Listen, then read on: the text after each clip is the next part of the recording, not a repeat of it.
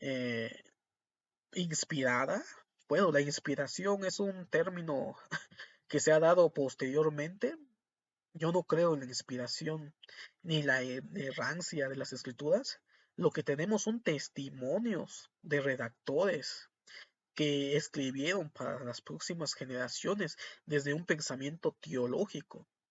Entonces, eso de inspiración ha hecho de que muchos libros no entraran al canon hebreo y al canon cristiano. Sin embargo, surgieron mucha literatura en ciertos periodos que muchas veces le atribuimos de que no existió esa inspiración divina. Tenemos la falacia del periodo intertestamentario en el que nos narran de que no hubo una inspiración divina y por lo tanto no hay libros inspirados en esa época, pero tenemos demasiada literatura en el periodo intertestamentario. Tenemos el canon alejandrino que se desarrolló en Egipto, en el cual también se tradujo la Septuaginta. Y la Septuaginta se tradujo con inspiración o sin inspiración.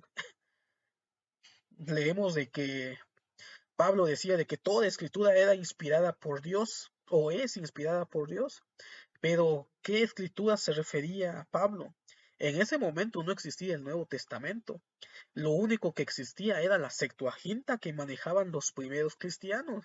Y la Septuaginta contenía el canon alejandrino, que contenía los libros deuterocanónicos, y habían otros libros que circulaban en la comunidad judía que eran considerados como palabra de Dios, como cuáles, el libro de Enoch.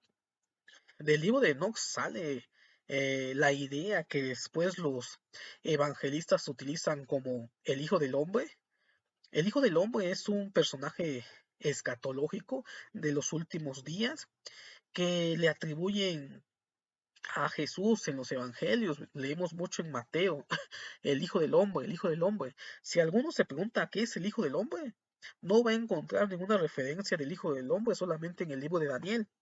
Pero Daniel, siendo del siglo II antes de Cristo, fue inspirado en la literatura intertestamentaria y entre ellos el libro de Enoch. El libro de Enoch nos aclarece el término hijo de hombre. En el periodo intertestamentario surge la apocalíptica y esto es lo que los evangelistas tomaron para redactar lo que es la apocalíptica cristiana. Sin embargo, esta apocalíptica no entró al canon hebreo. Ya vimos de que después de la destrucción del templo de Jerusalén hubieron dificultades en cuanto a seleccionar cuáles libros entrarían al canon hebreo. El concepto de resurrección es un concepto de la literatura apocalíptica. Al final de los tiempos, Dios resucitará a los muertos, a los justos que murieron en las persecuciones y en las tribulaciones que vivieron en su época. Era parte de la literatura apocalíptica y esa literatura surge en el periodo intertestamentario.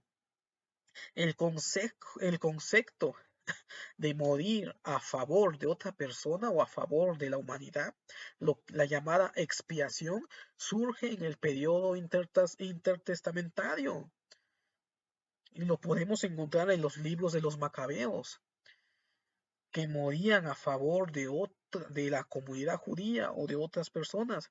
Y ese concepto es trasladado en los evangelios dándoles un sentido teológico al término expiación o muerte a favor de otras personas. Pero ese concepto surge en el periodo intertestamentario.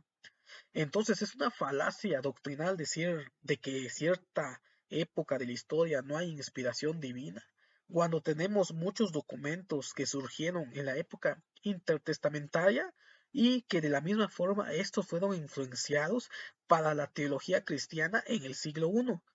Después de la destrucción del templo de Jerusalén, toda esta literatura fue deshecho. Los hebreos, los judíos, para conformar su canon hebreo, rechazaron todas estas literaturas del periodo intertestamentario y posteriormente dio a la leyenda de que en el periodo intertestamentario no hubo inspiración divina, pero hubieron demasiados escritos, demasiada literatura que puede ser considerada al nivel de los libros canónicos que tenemos. Y en muchas ocasiones, estos libros del periodo intertestamentario utilizan los evangelistas esa teología de ese periodo para elaborar conceptos cristianos posteriores, como la expiación, la resurrección, la muerte a favor de otras personas.